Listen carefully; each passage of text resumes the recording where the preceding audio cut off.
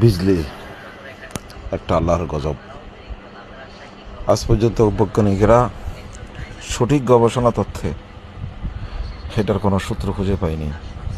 তাই আমরা মুসলিম যারা আছি আমরা নির্ঘাত বিশ্বাস করি এটা আল্লাহর একটা গজব।